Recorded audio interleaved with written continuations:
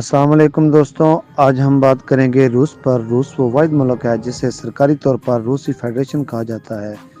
یہ آج کے دور میں دنیا کا سب سے بڑا ملک تصور کیا جاتا ہے۔ یہ ملک یورپی ایشیا کے شمالی حصے میں واقع ہے اور اس وقت کل 11 ٹائم زون پر پھیلا ہوا ہے۔ روس کی سرحدیں یورپ اور ایشیا دونوں براعظموں میں پھیلتی ہیں اور اس کی سرحدیں تقریباً 16 ممالک کے ساتھ ملتی ہیں۔ اگر ہم روس کی جغرافی خصوصیات پر بات کریں تو روس کی جغرافی خصوصیات میں وسیع ترین پہاڑ میدان، جنگلات اور برف پوش علاقے شامل ہیں۔ دنیا کے سب سے بڑے صحرا بھی اس ملک میں واقع ہیں، جیسے کہ سiberiya، جہاں سردیوں کے دنوں میں درجہ حرارت -40 ڈگری سینٹی گریڈ تک پہنچ جاتا ہے۔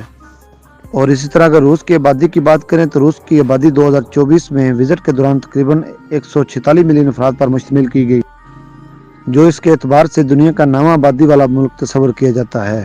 روس کے اندر اگر ہم مذاہب کی بات کریں تو اس ملک میں زیادہ تر لوگ آپ کو عیسائی ہی نظر آئیں گے، جن کا مذہب روسی آرتھوڈکس ہے، اور اس کے علاوہ 4% مسلمان اور 30% بدھ مت اور 7% دیگر مذاہب کے پیروکار ہیں۔ روس کی اگر خوراک کی بات کی جائے تو روس کی خوراک کے اندر بہت ساری ڈشز شامل ہیں، جیسا کہ بوش ایک قسم کا سوپ، ویلامین روس کا روایتی کھانا ہے، اور بورش قسم کا شوربہ ہے۔ روسی چائے بھی بہت زیادہ مشہور ہے، جو زیادہ تر محفل میں زیادہ لوگ پسند کرتے ہیں۔ روس کی سرکاری زبان روسی ہے، جو ملک بھر میں بھرپور طریقے سے بولی جاتی ہے۔ اس کے علاوہ بہت سی علاقائی زبانیں بھی گردش کرتی رہتی ہیں، لیکن روسی زبان کو بین الاقوامی زبان ہونے کا اعزاز حاصل ہے۔ روس کی فوج دنیا کی سب سے طاقتور اور بڑی فوجوں میں شمار ہوتی ہے، جس کے پاس جدید ہتھیار اور ایٹمی طاقت بھی موجود ہیں، کیونکہ اس کا دفاعی بجٹ بہت زیادہ ہے۔ اس بجٹ کی بنا پر ہی فوج کی ٹیکنالوجی دنیا بھر میں معتبر سمجھی جاتی ہے۔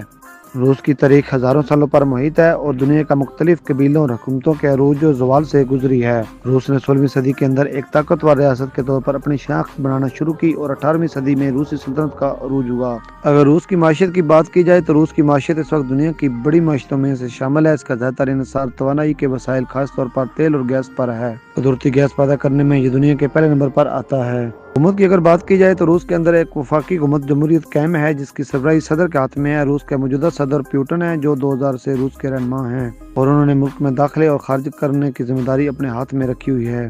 تو دوستوں، اس پیراگراف کے ساتھ ہماری یہ ویڈیو مکمل ہوتی ہے۔ امید ہے آپ تمام دوستوں کو ہماری ویڈیو پسند آئی ہوگی۔ آپ سے گزارش ہے کہ ہماری ویڈیو تمام دوستوں سے شیئر کیجیے اور سبسکرائب کے بٹن کو لازمی دبا دیں، تاکہ آنے والی ویڈیو کو جلدی اب تک پہنچ سکیں۔